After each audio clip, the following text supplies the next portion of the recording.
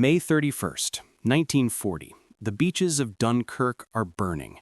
The acrid smell of burning oil fills the air as black smoke billows into the sky, turning day into a hellish twilight.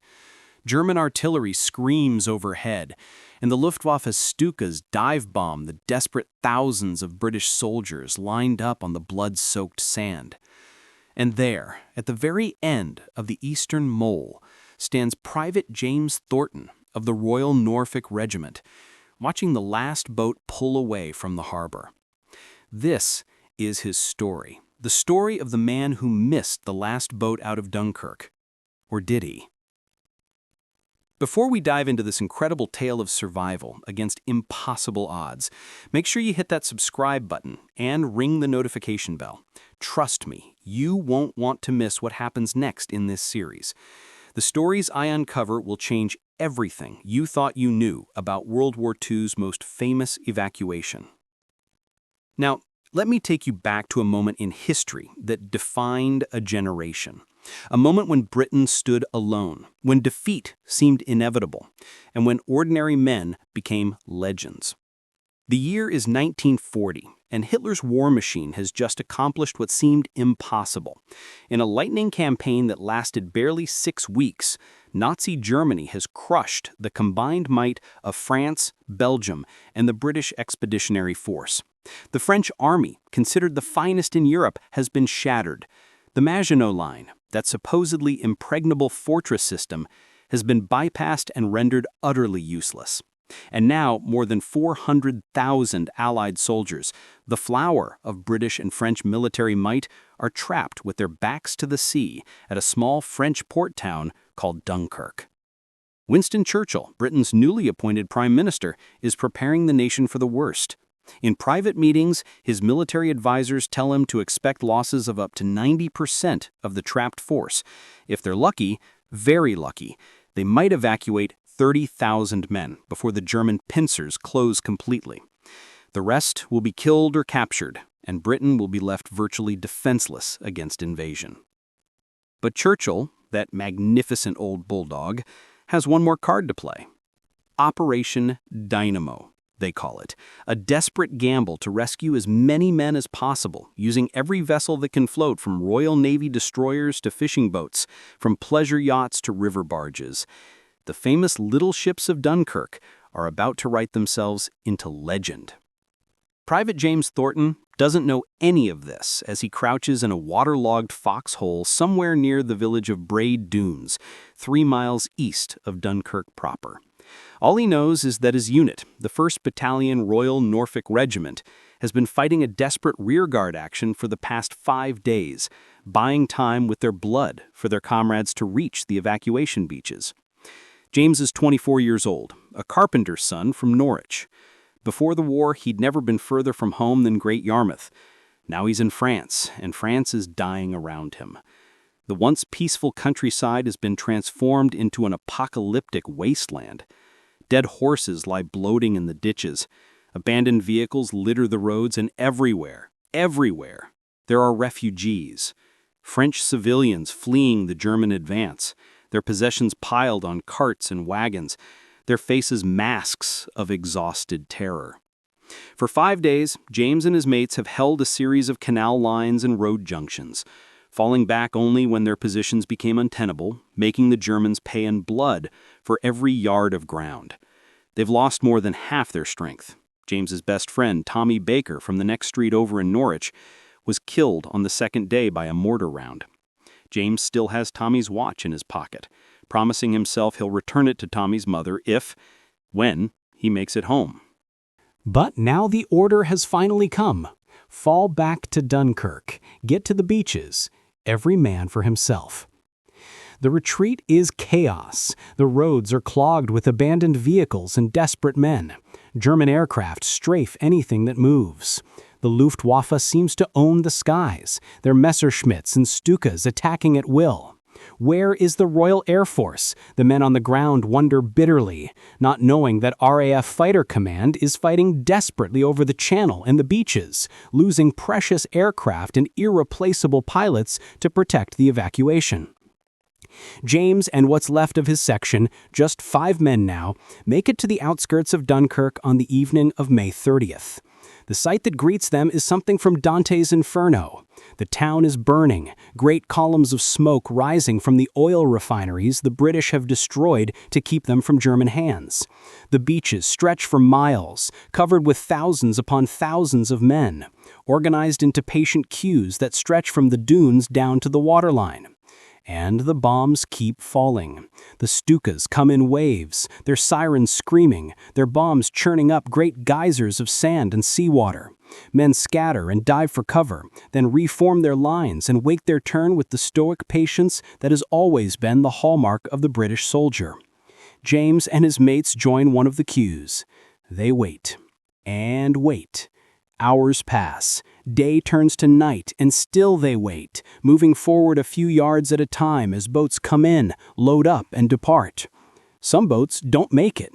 James watches in horror as a destroyer taking on troops at the eastern mole takes a direct hit from a Stuka and explodes in a massive fireball, taking hundreds of men with it.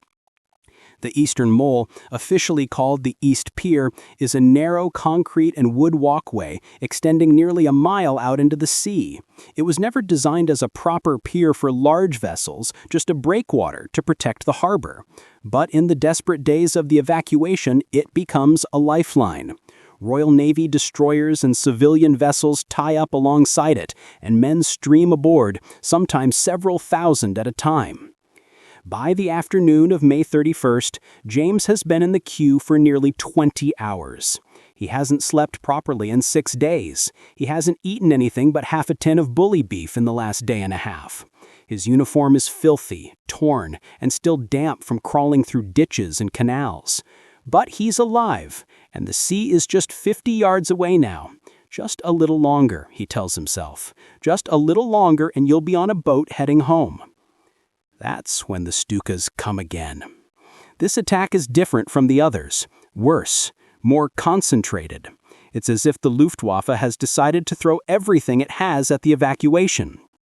Dozens of aircraft filled the sky, their engines screaming, their bombs falling like deadly rain. James throws himself flat in the sand as explosions erupt all around him. The concussion slams into him like a physical force, driving the air from his lungs. Sand and debris rain down on his back.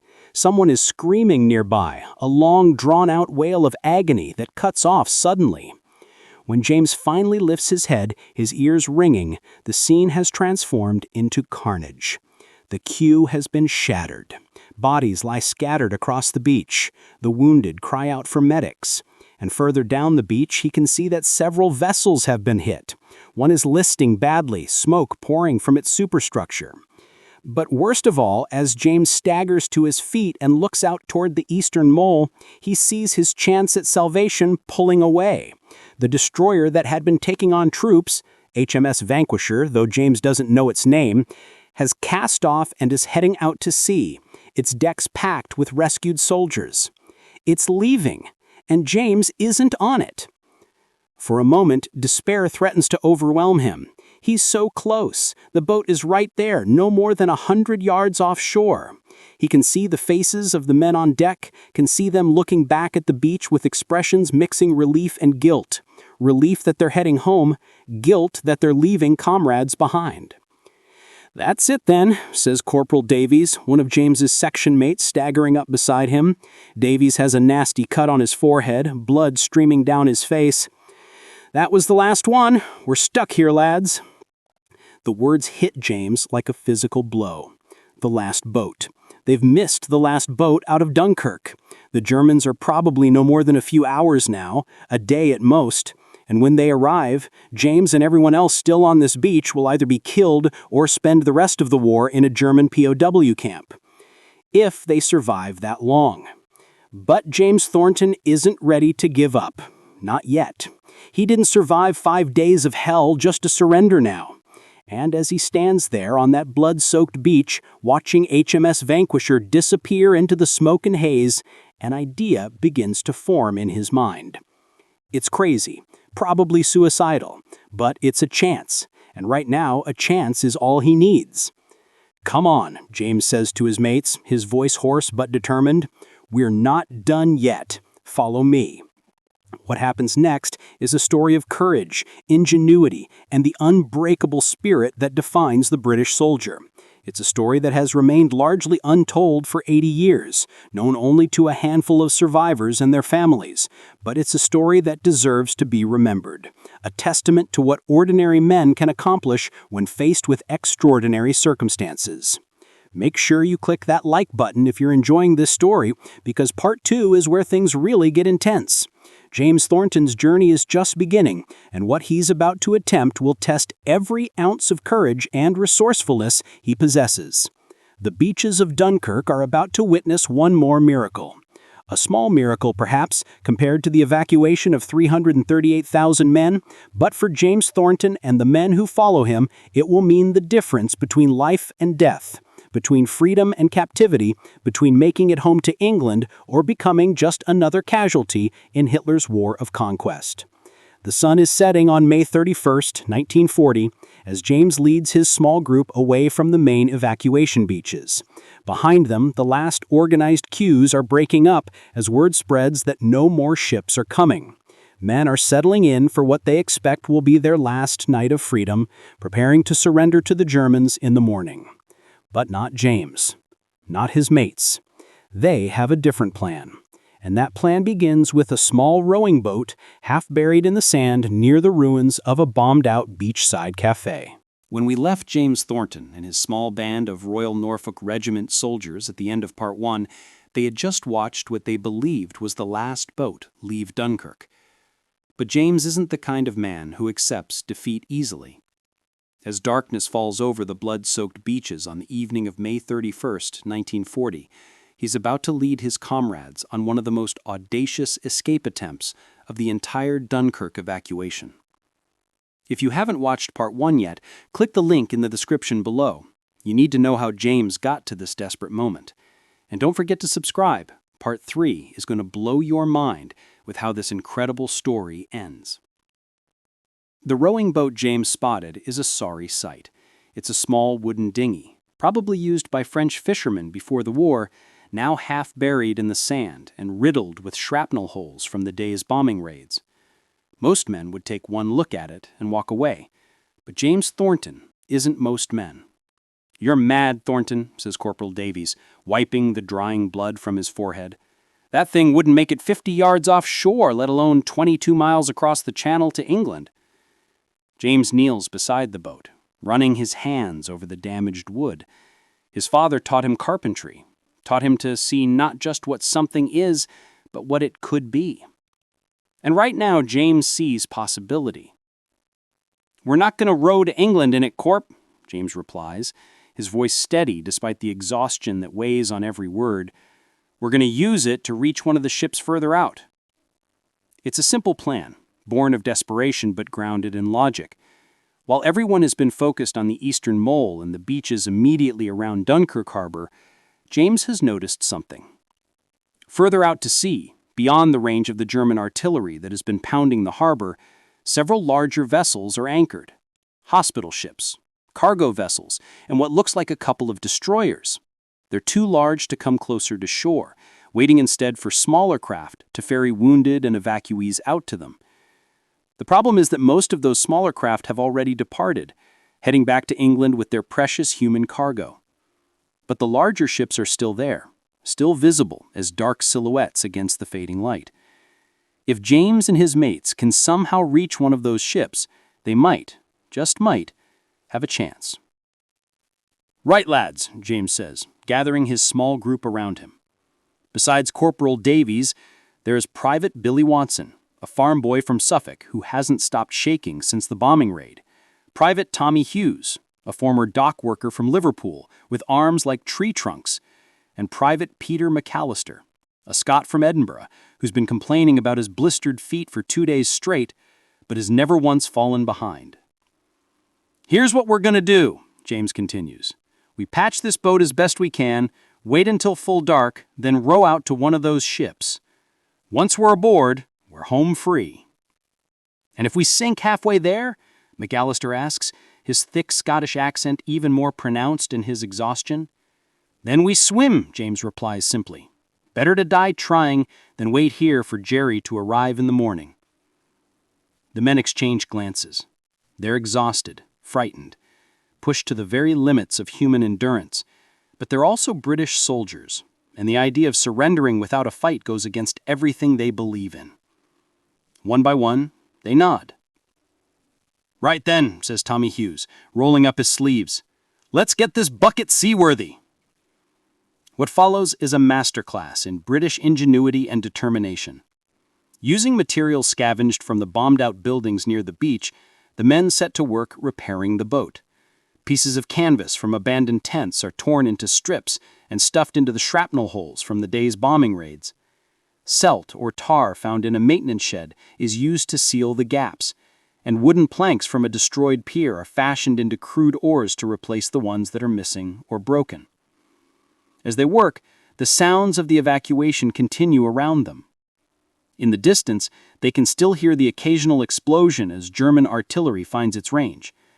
Small groups of soldiers wander the beaches, some still hoping for rescue, others simply waiting for the inevitable. A chaplain moves among them, offering words of comfort and taking messages for loved ones back home. James tries not to think about what will happen to these men, tries not to think about the fact that he's essentially abandoning them to save himself and his small group, but he pushes the guilt aside. He has a duty, not just to himself, but to his family, to Tommy Baker's mother who's expecting him to return that watch, to every person back home who's counting on men like him to survive and fight another day. By the time full dark falls, around 10:30 p.m., the boat is as ready as it's ever going to be. It's not pretty, and it's certainly not seaworthy by any normal standard, but it floats when they drag it to the water's edge for a test. That will have to be enough. The 5 men stand at the water's edge, looking out into the darkness. The channel is relatively calm tonight, thank God, but it's still a daunting sight.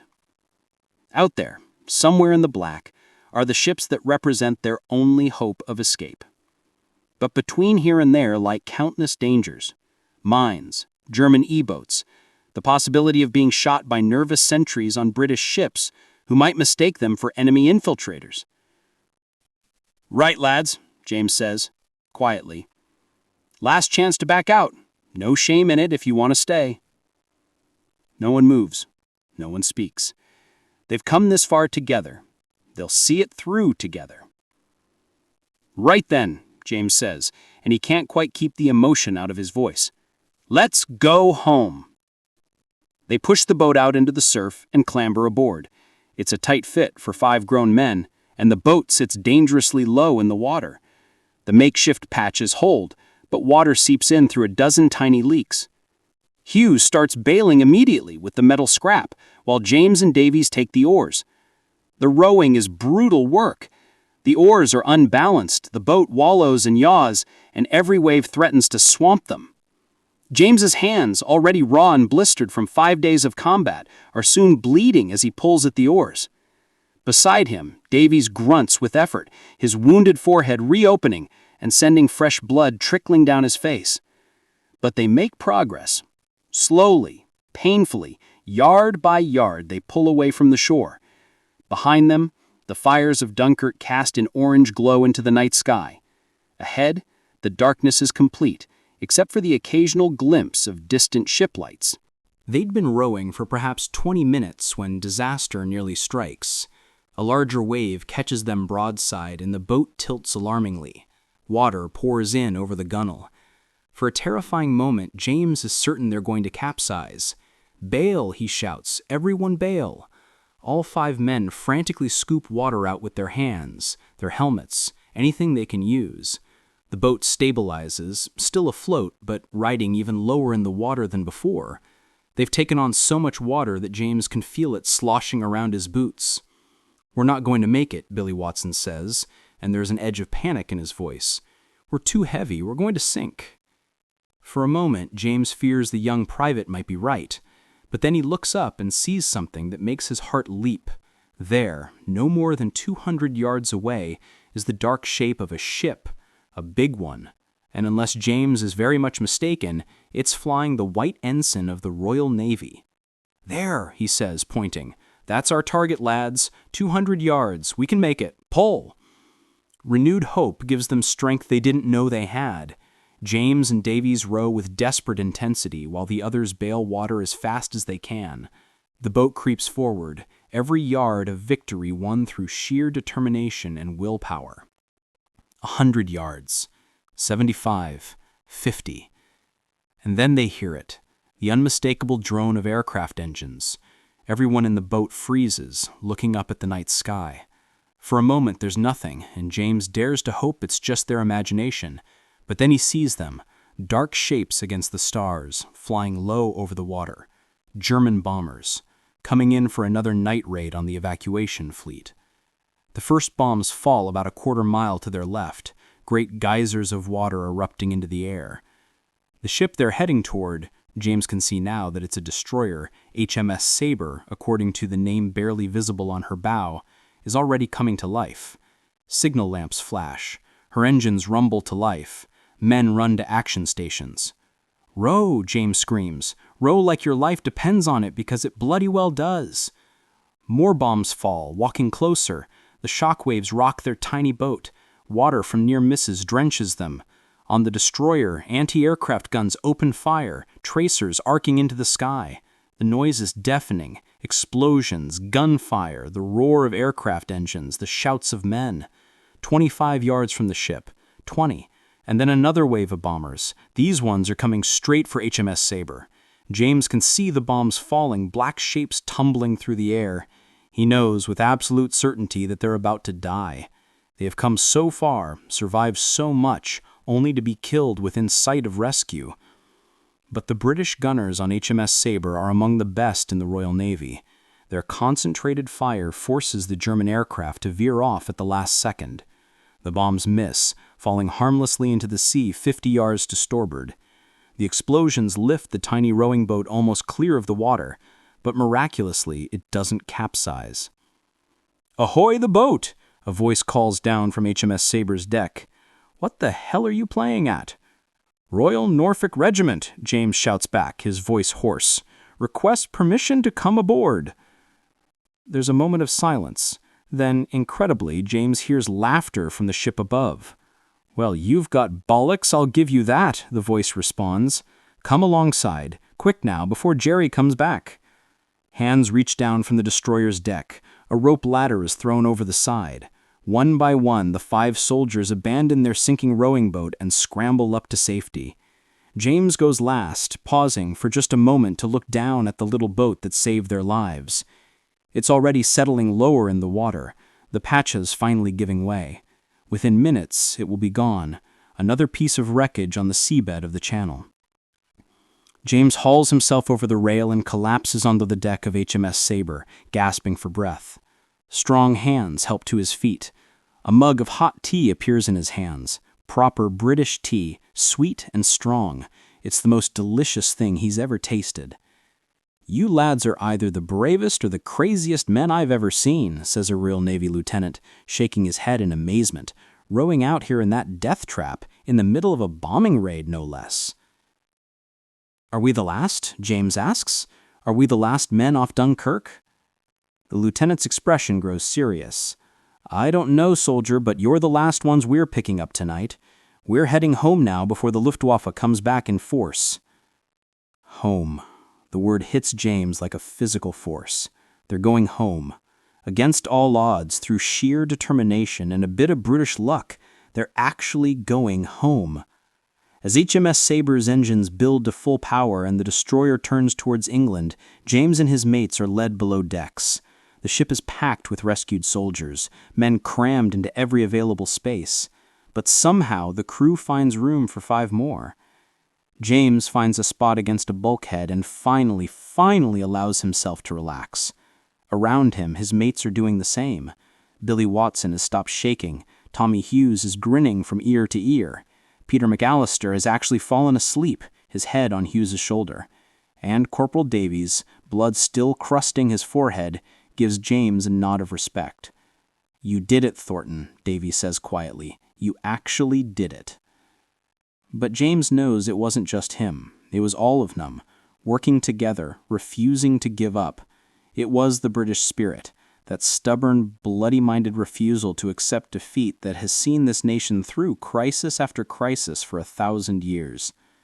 As the destroyer cuts through the dark waters of the Channel, carrying them toward the white cliffs of Dover, James pulls Tommy Baker's watch out of his pocket. He's kept his promise. He's going home, and he'll be able to return this watch to Tommy's mother personally. But this story isn't over yet. The journey home brings its own perils, and the impact of what these men experienced at Dunkirk will echo throughout the rest of the war and beyond. In Part 3, we'll discover what happens when HMS Sabre reaches England, and we'll explore the lasting legacy of Dunkirk, how this desperate evacuation transformed from a crushing defeat into a symbol of British resilience that would help win the war. Make sure you're subscribed and have notifications turned on, because you won't want to miss the conclusion of this incredible true story. Welcome back to the final chapter of one of Dunkirk's most incredible untold stories. If you're just joining us now, you need to go back and watch parts 1 and 2. Links are in the description below. You've followed Private James Thornton and his band of Royal Norfolk Regiment soldiers through hell and back, watched them repair a broken rowing boat under fire, and witnessed their desperate dash across dark waters to reach HMS Sabre. Now, we're going to discover whether they actually make it home and explore the profound impact their story had on the war that followed. Hit that subscribe button right now, because the next story I'm covering is even more unbelievable than this one. Trust me, you won't want to miss it. The date is June 1st, 1940, just after midnight. HMS Sabre cuts through the black waters of the English Channel at full speed, her decks and holds crammed with nearly 800 rescued soldiers. Down in the bowels of the ship, pressed against a cold steel bulkhead with his 4 comrades around him, Private James Thornton finally allows himself to believe that he might actually survive this ordeal. But the Channel crossing is far from safe. These waters are prowled by German E-boats, fast attack craft equipped with torpedoes and heavy machine guns. German submarines lurk beneath the surface. And with dawn approaching, the Luftwaffe will soon be in the air again, hunting for ships laden with British troops. Commander Richard Hastings, captain of HMS Sabre, knows all this. He's made this run 6 times in the past 4 days, each time loading up with as many men as his destroyer can carry, then racing back to Dover at maximum speed. He's been bombed, strafed, and nearly torpedoed. He's watched sister ships go down, seen good men die, but he keeps going back because that's what the Royal Navy does. That's what Britain does. On this crossing, Hastings pushes his ship harder than ever before. The engineers below deck coax every ounce of speed from HMS Sabre's engines. The destroyer's bow cuts through the waves at nearly 35 knots, spray flying back across her forecastle. In the pre-dawn darkness, she's a gray ghost racing toward home. James doesn't know any of this. He only knows that the deck beneath him is vibrating with the power of the engines, and that vibration is the most beautiful feeling in the world, because it means they're moving. They're getting further from France with every second, closer to England and safety. Around him, men are dealing with their escape in different ways. Some are sleeping, exhausted beyond measure. Others sit in silence, staring at nothing, processing the horrors they've witnessed. A few are talking quietly, sharing cigarettes, making plans for what they'll do when they get home. One soldier is crying softly, and no one thinks less of him for it. Billy Watson, the young farm boy from Suffolk who hasn't stopped shaking since the bombing raid, finally speaks. "Do you think we'll get in trouble, Thornton, for leaving the beach like that? I mean, for not waiting for proper orders?" James considers the question. In the chaos of Dunkirk, military discipline had largely broken down, but technically they had abandoned their positions and struck out on their own. Some officers might view that as desertion. "I don't care if they court-martial me," James replies honestly. "We're alive. We're going home. That's all that matters."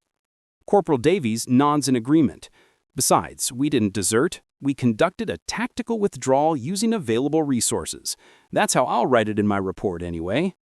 The men laughed at that, and the sound of their laughter, tired, strained, but genuine, is a small victory over the darkness they've been through. An hour passes, then another. The sky begins to lighten in the east, that gray pre-dawn glow that precedes sunrise. James can feel the change in the ship's motion. They're in shallower water now, approaching the English coast. Men begin to stir, to stand, and to press toward the hatches and companionways, eager for their first glimpse of home. And then a cry from the deck above. "Land ho! White cliffs off the starboard bow!" The effect is electric. Exhausted men find energy they didn't know they had. They surge toward the hatches, jamming the companionways in their eagerness to see England. James and his mates join the crush, pushing their way up onto the destroyer's main deck. The sight that greets them brings tears to James's eyes, tears he's not ashamed of. There, emerging from the morning mist, are the white cliffs of Dover. They glow in the early light, a beacon of hope, a promise of home and safety. Above the cliffs, James can just make out the gray stones of Dover Castle, that ancient fortress that has guarded England's shores for nearly 1,000 years. All around him, hardened combat veterans are weeping openly. Some fall to their knees, others embrace. A few begin to sing, "There'll always be an England," and soon hundreds of voices join in, rough and off-key, but filled with emotion that makes the song more powerful than any professional choir could manage. James doesn't sing. He simply stands at the rail, gripping it so hard his knuckles turn white, and stares at those cliffs. He thinks of his father's workshop in Norwich, the smell of sawdust and wood glue. He thinks of his mother's kitchen, the Sunday roast she always makes. He thinks of Tommy Baker, who will never see England again. And James promises Tommy that he'll make this survival mean something. HMS Sabre enters Dover Harbor just after 6 a.m. on June 1st, 1940. The harbor is a scene of organized chaos. Ships of every description are tied up at the wharves or anchored in the roads. Destroyers, minesweepers, paddle steamers, fishing boats, even private yachts. Some are damaged, trailing oil, listing to one side. Others are already turning around, preparing to go back to Dunkirk for another load. As HMS Sabre ties up at the quay, James can see that the entire waterfront has been transformed into a massive reception area. Hundreds of volunteers, women from the Women's Volunteer Service, members of the Red Cross, local residents, have set up tables laden with food and drink. There are medical stations for the wounded, rest areas with cots and blankets, even impromptu barber shops where men can get cleaned up. The destroyer's gangways are lowered, and the rescued soldiers begin to disembark. As James's boots touch English soil for the first time in 6 months, a young woman from the WVS presses a cup of hot tea into his hands and a sandwich into the other. "Welcome home, soldier," she says, and her smile is so warm, so genuine, that James nearly breaks down right there. "Thank you, miss," he manages to say. "Thank you." The soldiers are processed quickly but efficiently. Names are taken, units recorded, next of kin notified that they're safe. The wounded are separated out and sent to hospitals. The rest are directed to trains that will take them to reception centers across southern England. As James waits in line to board his train, he's approached by an officer, a captain from the Royal Norfolk Regiment, wearing the red and gold regimental colors that James knows so well. "Private Thornton?" the captain asks, consulting a clipboard. James' heart sinks. Here it comes, he thinks. The court-martial. The charges of desertion. "Yes, sir," he says, standing at attention despite his exhaustion. But the captain's expression isn't angry. If anything, he looks impressed. "I've been reading the preliminary reports from Commander Hastings of HMS Sabre. He mentioned a group of 5 soldiers from the Royal Norfolks who rowed out to his ship in the middle of a bombing raid. That was you and your men?" "Yes, sir," James replies, cautiously. The captain extends his hand. "Then I'm honored to shake your hand, Private. That took initiative and courage, the kind of spirit that's going to win us this war." James shakes the offered hand, hardly daring to believe what he's hearing. "There's going to be a proper debrief once you've had some rest. The brass wants to hear about conditions at Dunkirk, about the evacuation, about everything you experienced. Your perspective, the view from the ranks, is valuable. But for now, get on that train, get some food and rest. You've earned it." "Thank you, sir." Then, because he has to know, "Sir, what about the others? The men who were still on the beaches when we left?" The captain's expression grows somber. "The evacuation continued through June 3rd. We got more men out than anyone thought possible, over 338,000 British and French troops. But yes, there were men left behind. Thousands of them. They're prisoners now, or..." He doesn't finish the sentence. He doesn't have to. James nods, a weight settling in his chest that he knows will never fully lift. Survivor's guilt, they'll call it years later, though that term doesn't exist yet in 1940. He's alive while so many others aren't. He made it home while others didn't. For the rest of his life, he'll wonder if he could have done more, saved more, helped more. But he'll also know, and this knowledge will sustain him through the dark years ahead, that he did everything he could. He fought with courage, withdrew with discipline, and showed the kind of resourcefulness and determination that exemplifies the best of British character. The train journey north to Norwich takes several hours. James spends most of it staring out the window at the English countryside rolling past. Green fields, hedgerows, villages with their church steeples pointing toward heaven. All of it looks so peaceful, so normal, as if there isn't a war raging just 22 miles across the channel. But James knows that will change. He knows that Hitler, having conquered France, will turn his attention to Britain. The storm is coming. As the train finally pulls into Norwich Station, James is almost afraid to get off. What if his family doesn't know he's coming? What if the notification hasn't reached them yet? What if... But then he sees them. His father, standing ramrod straight in his Sunday best, despite it being a Tuesday. His mother twisting a handkerchief in her hands, her eyes scanning every soldier who exits the train. And Mary, his little sister, standing on tiptoes trying to see over the crowd. "Mom!" James calls out. "Dad! Mary!" They turn at the sound of his voice, and the expressions on their faces, the joy, the relief, the love, are worth everything he's been through. His mother runs to him, throws her arms around him, and holds him so tight he can barely breathe. His father's weathered hand grips his shoulder, and James can see tears in the old man's eyes. Tears James has never seen before and will never see again. "You're home," his mother keeps saying. "You're home. You're home. You're home." "I'm home, Mom," James says, holding her close. "I'm home." But even in this moment of reunion, James knows his war isn't over. None of their wars are over. Dunkirk wasn't a victory, it was a defeat, albeit one transformed by courage and determination into something that could be survived, learned from, used as fuel for the fight ahead. In the days and weeks that follow, James is debriefed extensively by military intelligence.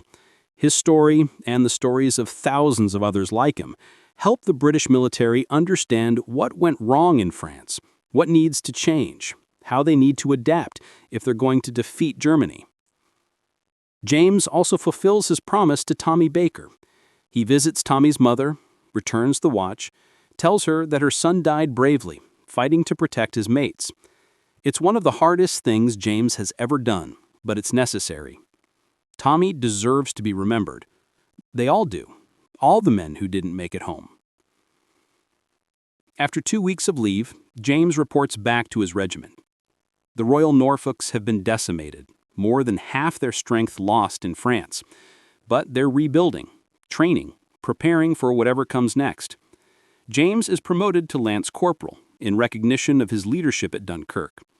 He's also awarded a mention in dispatches for his actions during the evacuation. But the recognition that means the most to James comes from an unexpected source. One day, he receives a letter from Commander Richard Hastings, the captain of HMS Sabre. In it, Hastings writes, "Dear Lance Corporal Thornton, I wanted to write to you personally to tell you what an impression you and your men made on me and my crew. In all my years in the Royal Navy, I've never seen such determination and courage from common soldiers. You could have given up.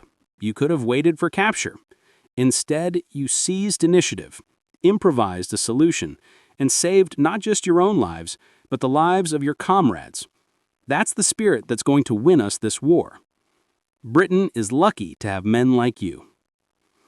Yours faithfully, Commander Richard Hastings, RN. James keeps that letter for the rest of his life. It will go with him through the rest of the war, through the long years of training, through D-Day when he returns to France as the Liberation Force, and through the hard fighting across Northwest Europe. It will remind him in the darkest moments of what he's capable of what all British soldiers are capable of when pushed to their limits. The story of Dunkirk has become legend. Churchill calls it a miracle of deliverance in his famous speech to Parliament. The newspapers trumpet the success of Operation Dynamo, the rescue of over 338,000 men who will form the core of Britain's armies in the years to come.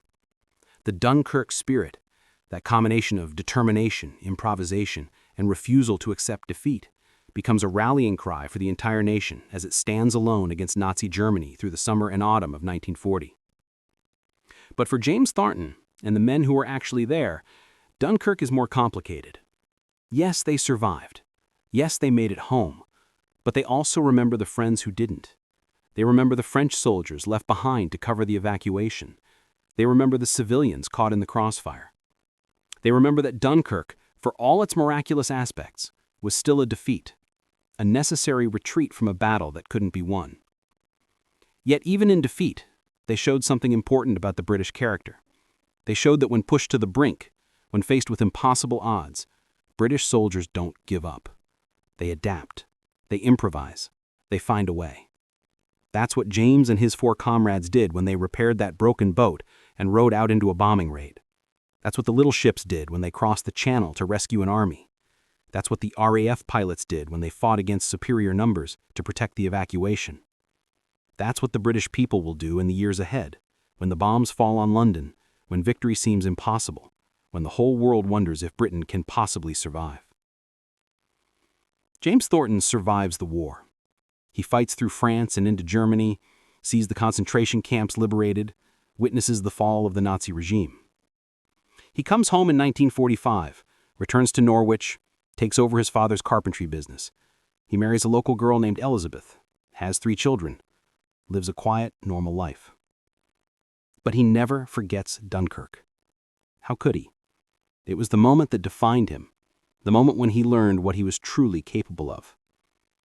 Every year on June 1st, he meets with his 4 comrades, Davies, Watson, Hughes, and McAllister, and they raise a glass to their fallen friends, to Tommy Baker and all the others who didn't make it home. In 1965, on the 25th anniversary of Dunkirk, James is invited to speak at a commemoration ceremony at Dover Castle. Standing on the ramparts, looking out over the channel toward France, he tells the assembled crowd about that desperate night when he and his mates rowed to HMS Sabre. People ask me if I was afraid. Of course I was afraid. We were all afraid. But we were more afraid of giving up, of surrendering, of letting down our mates and our country. So we did what British soldiers have always done. We found a way. We made do. We carried on. That's the real spirit of Dunkirk. Not that we escaped, but that we refused to accept defeat. The crowd erupts in applause. James sees tears on weathered faces, sees veterans nodding in recognition, sees young people, born long after the war, trying to understand what it was like, what their grandfathers went through. James Thornton passes away in 1982 at the age of 66. He's buried in Norwich with full military honors. His obituary in the local newspaper mentions his service in World War II, his participation in the Dunkirk evacuation, his mention in dispatches. But it doesn't tell the full story. The story of the last boat, of the desperate rowing through a bombing raid, of the refusal to give up when all seemed lost. That story might have been lost to history, known only to James and his 4 comrades and the crew of HMS Sabre. But James wrote it all down late in life, wanting his grandchildren to know what he'd been through, what his generation had sacrificed. His memoir, published privately and distributed only to family, sits now in the Imperial War Museum archives, a testament to one man's courage and determination. And that's why I'm telling you this story today, because James Thornton and men like him deserve to be remembered, not just as names on a memorial or entries in a casualty list, but as real people who faced unimaginable challenges with courage and resourcefulness. They were ordinary men who did extraordinary things when their country needed them most. The Dunkirk evacuation saved Britain. Those 338,000 men who made it home formed the core of the armies that would eventually liberate Europe. Without them, Britain might well have been forced to negotiate peace with Hitler in 1940. The course of history would have been entirely different. But it wasn't just the numbers that mattered. It was what Dunkirk represented. Proof that Britain could take the worst Hitler could throw at it and survive. Proof that British courage, determination, and ingenuity could overcome seemingly impossible odds. Proof that this small island nation wasn't going to surrender, wasn't going to give up, wasn't going to accept defeat. James Thornton and his 4 comrades rowing through the darkness in a patched-up boat were the embodiment of that spirit. They were the last boat out of Dunkirk, or at least they could have been. And they made damn sure they weren't going to be left behind. So the next time someone talks about the Dunkirk spirit, remember James Thornton. Remember a carpenter's son from Norwich who refused to accept defeat, who led his mates to safety when all seemed lost, who embodied the very best of British courage and determination. If this story moved you, if you want to honor the memory of men like James Thornton, then hit that like button and leave a comment below. Tell me what you think about this incredible tale of survival. And don't forget to subscribe, because next week, I'm bringing you another untold story from World War II, this time about a group of American airmen who pulled off one of the most daring escapes in military history. You won't want to miss it. Thank you for watching.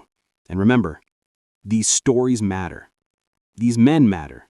Their courage, their sacrifice, their determination to never give up, that's a legacy worth preserving and sharing. Until next time, never forget the heroes who came before us.